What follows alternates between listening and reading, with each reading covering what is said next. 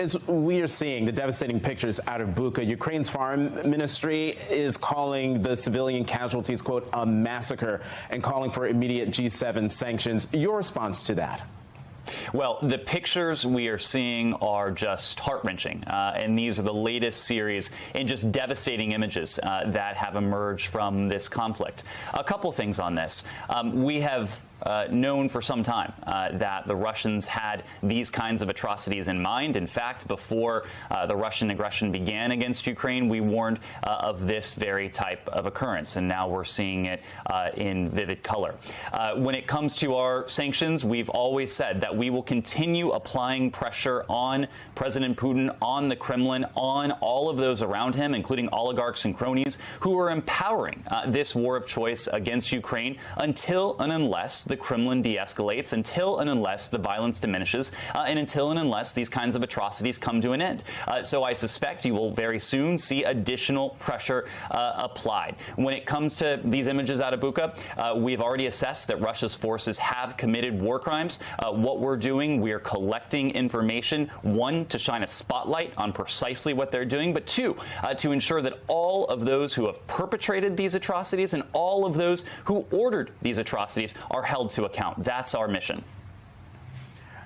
You say that you've determined that war crimes have been committed. Does that mean formal action is going to be taken next week to hold Russia and Vladimir Putin accountable? Well, we've long taken formal action to hold Vladimir Putin and Russia accountable. You look at the unprecedented set of financial sanctions, of export controls, of other economic measures that together with our international partners around the world that we've enacted. And you see the kind of accountability that we're talking about. And you can measure that in any number of ways. Most estimates show that the Russian economy will contract by 10%. You see international companies fleeing Russia by the day, wanting nothing to do with this market, wanting nothing to do with this war effort. You look at the Russian stock market, you look at the value of the ruble, you look at inflation, you look at any number of metrics, and you see the toll of these sanctions. But look, sanctions are a means to an end. They're not an end in and of themselves. And the end that we're after is bringing this war to a close, diminishing the violence, saving lives. That's why we're holding Russia to account with these measures, but it's also why we are providing unprecedented amount of security assistance to our Ukrainian partners, $2.3 billion in the course of this administration alone. Okay, Ned, we got to talk about that security assistance, but let's talk about the sanctions against Russia. You brought up the Russian ruble. After 49 days, the Russian ruble has recovered almost to its pre-sanctions value. So in this case, why haven't the sanctions worked? Well, Jonathan, they have. This is almost entirely artificial. The ruble is on life support with draconian measures that the Kremlin has been forced to take to artificially prop up the value of the ruble. They are preventing Russians, they are preventing others around the world from selling rubles precisely to establish this floor and ensuring that the value we see reflected on the market isn't actually the actual worth of the ruble today. When it comes to the Russian economy, 30 years of economic integration have been undone in the past 5 weeks alone. You look at the stock market, it's still 40% off its high late last year. You look at the value of the ruble, even artificial as it might be, and it is still off. So there is no question that the measures we have imposed against President Putin, against the Kremlin, against those who are prosecuting this war have had a significant bite, and that bite will only go stronger as we tighten the noose, as we enact new measures, and as we close any loopholes that may exist with our partners and allies.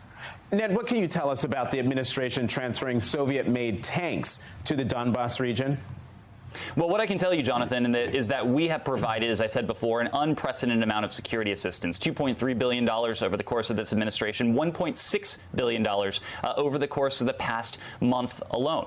We have provided supplies directly from our own stocks, working with U.S. industry here in this country to do the same, but then also working with allies and partners around the world to provide the Ukrainians with precisely what they need to take on the threat they're facing from Russia. Russia. And we have authorized countries to provide U.S. origin equipment to the Ukrainians.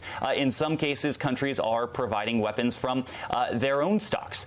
Now, we are finding precisely and determining precisely what the Ukrainians need, whether it's surface-to-air systems, whether it's anti-aircraft systems, whether it's anti-tank systems, whether it's drones, including Switchblade drones, and we're providing that just about every single day. The United States or a partner around the world is providing a delivery of security assistance to Ukraine. More than 30 countries are providing security assistance.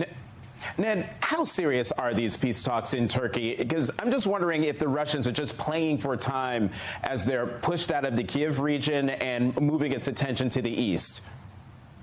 Well, Jonathan, as the Secretary of State said last week, there's what Russia says and there's what Russia does. And unfortunately, there's been a great dissonance between those two elements since the prosecution of this war began. If you listen to the promising accounts that have come out from the Russian side, those have been in stark contrast to the continued bombardment of Kyiv, Kharkiv, of Mariupol, of other towns and cities across Ukraine. We have not seen any indication yet that the Russians are truly serious about de-escalating this war, even when it comes to pronouncements of withdrawals. These are not withdrawals. These are redeployments. So as the president said in Warsaw in his speech, we have to steel ourselves. We have to steel ourselves for this conflict going on for quite some time. But rather than sitting back and watching, what we are doing is doing everything we can to provide our Ukrainian partners with, as I said before, the security assistance that they need, which not only helps them be effective on the battlefield, but also strengthens their hand at the negotiating table, because ultimately we know that this conflict has to be resolved diplomatically, even if it's not a channel that exists today. There needs to be a diplomatic resolution to this, and that's what we're working with our Ukrainian partners to support.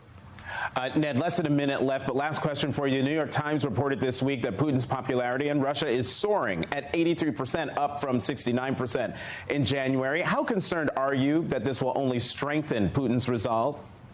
Well, we're concerned that the Russian people are being fed a steady diet of lies, and that is precisely why you've seen some of these indications of rising popularity. But just as the value of the ruble is artificial, much of this is artificial too. When you ask a Russian citizen what he or she thinks of Vladimir Putin, many are too scared to tell you the truth because they know the dire consequences for speaking the truth. You can talk to the 15,000 people, any one of the 15,000 people who have been arrested, detained for peacefully protesting this war in towns and cities across Russia, including in Vladimir Putin's hometown of St. Petersburg.